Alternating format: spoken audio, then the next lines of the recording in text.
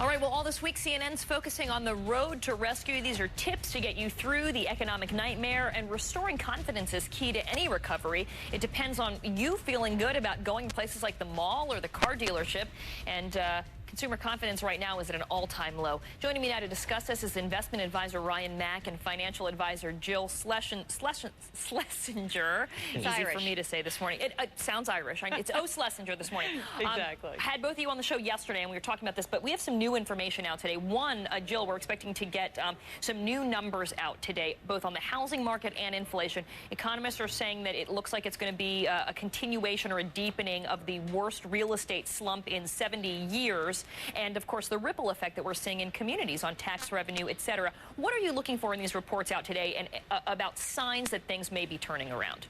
I am not looking for any signs that things are turning yet, and I think it's a little bit early to go there. I think that people are just feeling like, gosh, the market went up last week, and is it really done? And I think the answer is no, we're not done yet. And the signs that we will be looking for is that housing will steady, and we are not there yet. There is still a contraction in housing.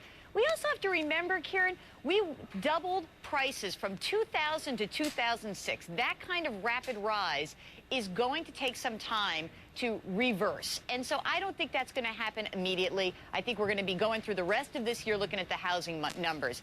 On the inflation front, I think we're going to get confirmation that prices have not been rising that dramatically. That's good news. It's not good news if you're selling stuff and you want to charge more, but it's good news for consumers because things aren't rising in price. Oil prices down from the top, obviously, pretty dramatically. But I think the reality is people want things to get better. We're not there yet. And, Ryan, I want to ask you about the growing outrage this morning over AIG getting paid bonuses. Well, now we're hearing that Wall Street's reportedly looking for ways to sidestep federal caps on compensation. We're getting word that officials at Citigroup, Morgan Stanley, some of these other banks that took bailout money are now talking about increasing base salaries, trying to sidestep bonus restrictions. Is Washington powerless here?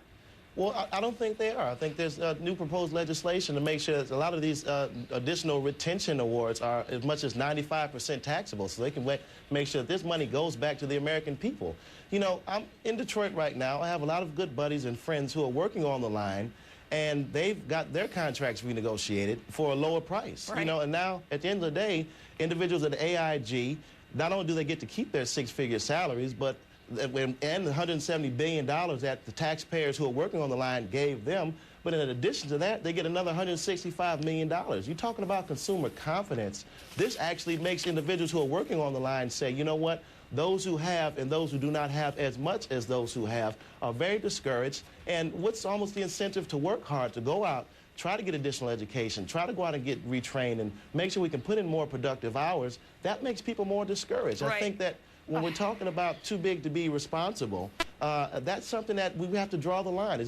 Too big to fail is one thing, but too big to be responsible is another thing that we have to stop. I think you hit the nail on the head there. And, Jill, you know, you talk about the potential for class warfare even as a result of this AIG fallout. Explain what you mean. Well, I think that there is a big problem. There's a disconnect. People do not understand that Wall Street people are paid a very low base salary relative to what their total compensation is. Now, I know everyone's out there saying $200,000 isn't a low base salary, but if you had the idea that you were going to get paid $700,000, that's what you've been paid for the last 10 years. The base salaries were always low relative to bonuses. This is a legacy effect. When Wall Street firms were partnerships, the partners took low base salaries and split all the profits. Then all these companies started becoming publicly traded companies, but the system never changed. I don't think this is a sidestep of actually the TARP situation. I think this is economic reality. If we want to pay people to stay in these jobs and work hard and make money for us, we're going to have to change our compensation structure. The thing is that a bonus, I mean, the very nature of a bonus is you get rewarded when things go well. Hold on a second. Wait a second. That is a misnomer in Wall Street parlance. And don't call it a bonus. Just call it pay. Okay, I understand that, but that's not... No, wait a second. Ryan, you got to speak. Paid and getting bonuses at the end of the day. Ryan, that is not, you know that that's not how Wall Street works. People don't mind that people are making money. I used to be a stock trader. I made a lot of money being a stock trader, and I love the bonuses at the end of the year. The way that the bonus system worked is not true to the way, you know that that's not how it worked. People's compensation was different. No, I get what you're saying. It's just a hard sell when the company's not even viable. The company would not exist if the federal government wasn't propping it up. and the people are getting bonuses anyway. That's what's so hard to swallow. But I am for most not people. suggesting that AIG people manage this company well. I am saying across Wall Street, the bonus structure that had been in place for the last 50 years is one that is changing. If Main Street has to understand but the bottom line, if you're taking taxpayer dollars money, if you're taking taxpayer dollars money, you get no more bonuses. That's Ryan, you know. Hold on a second. Ryan, you interrupted me. You interrupted me. Can I speak? Take your $30 billion, you get no more money. That's it. Ryan, that union these worker were got no contracts. bonuses. Ryan, that teacher, she didn't get any bonuses. All right, let me let you, Jill, go. Ryan, how about letting me speak, buddy? Come on now. Get your last word in, Jill. Go for Okay, it. these are contractual obligations. I will be very surprised if the government is able to claw these back. I am not suggesting that we should be proud of this, but when you have a contract, those guys what who about are saying... the UAW contracts? They just got their salaries reduced the other day. What about those contracts? Ryan, we gave the target. There was no outrage there. You know what, Ryan? This is the last time we're going to speak together. How about if we actually... This double standard is the one that's destroying consumer confidence. We have to Ryan, stop this. are we going to have a conversation, or are you now. going to yell at me? Is this productive?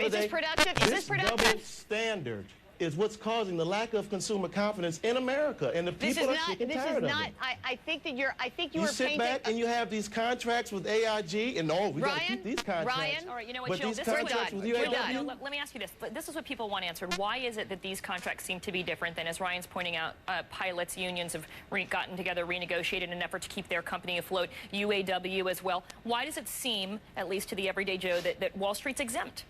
It's double standard. Ryan, do you want to keep interrupting me? We cannot have this conversation ever again. But let me be very clear. I am not sitting here and protecting AIG's behavior. There are bonuses that were promised to people. When these guys came in, they said we had a contractual obligation. Why they were not renegotiated, how do I know that? I'm just saying that the reality is the government did not put strings on this money. Shame on the government. Shame on the government for doing that. They didn't say, you know what? We don't think those bonuses should get paid out. And frankly, that's the last we are going to have to leave it. it here. It was a very lively discussion, and we'll see you back here tomorrow, same time, same place.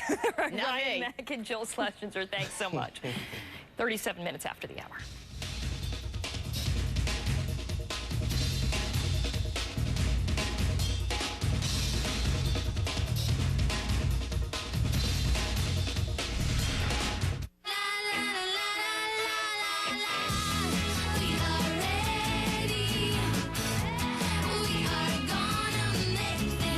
That's everyday value. When tomorrow's a big day, stay HGI tonight. And big days don't only happen